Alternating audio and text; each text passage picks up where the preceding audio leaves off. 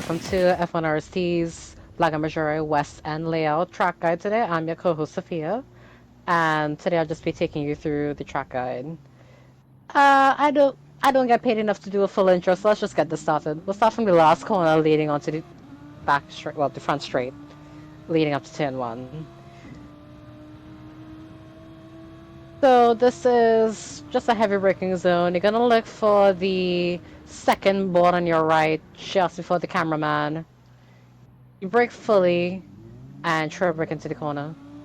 I'll just back up and give you a proper demonstration. Right here is the board right ahead of me.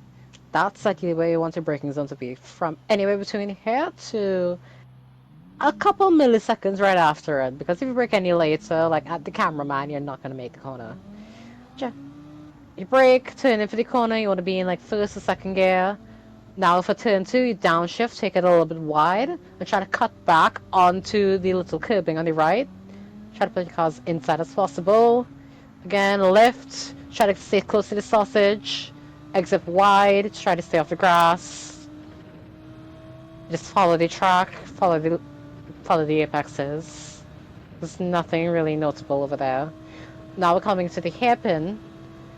There is a virtual safety board. It will flash colors like blue flag, yellow flag. That's one thing to be aware of while you're in a race. This board right here, that's a braking zone. You might think, oh, we're in group 3 cars. You brake at 100 board. There's a lot of banking for this corner, so you want to brake at the virtual safety board or the 50 board there. Come down to third or second gear. And now you want to take a late apex for this corner. You don't get any track cut penalties for this, so take a late apex and cut as much as you want and get any power as early as you can. Don't get too overzealous with the curbing because there is some sand. You wouldn't get penalized too much from, the change in surface, but drop 2 tires on that sand and you're gonna lose all the speed that you had. This fast S section is just flat out. Adhere to the apexes. Don't cut that last apex you just passed too much. Now another braking section is a double right-hander. I like to brake just before the 50 board because I usually trail brake. You can just use the 50 board as your reference point and brake, downshift once. You should be in 4th gear and you come through here in 3rd. Modulate your speed. Now the curbing on the outside is a bit tricky.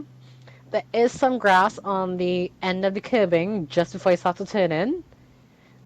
Also, the end of your curbing is your turning point. Let's just say that. That's the point that you want to use to know when to start turning in for the corner. Just before the end of this curb, like where it transitions from rumble strip to grass, you want to tap on your brake slightly. Like maybe a little 2 taps or just trail a little bit and go onto the little grates on the inside here, on the inside of your rumble strip. All that is within the track limits. If you go further than it, like your outside tires go past the rumble strips or past the white lines generally, that's where your track limit is. Same thing for here. If you go past the sausage with your inside tires, usually you get a penalty for it, but just to be safe without having to go over the sausage and risk unsettling the car, keep your car within the rumble strip and the sausage, and just let it naturally understay wide, lining up for the last corner. Now, using rumble strips again, you'll see some sort of tire marking on the rumble strip. It's not really visible, but there are dark spots indicating that, a vehicle puts its tires here. You want to use the starting of it between these 2 boards on the right side and brake. Downshift once, or if you're confident enough, keep it in 4th gear and run it through. Now, the main point you want to make about this corner here for all layouts of Maggiore, you want to carry as much speed as possible and take as narrow of an early apex as well.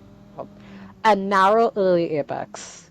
Because it's a very banked and wide corner, the narrower you can take it and carry as much speed as you can, you'll naturally use the banking and end up understeering out to the edge of the track. Now you see here that is the sausage, so if you go too wide, you will hit the sausage and end yourself up in the barrier.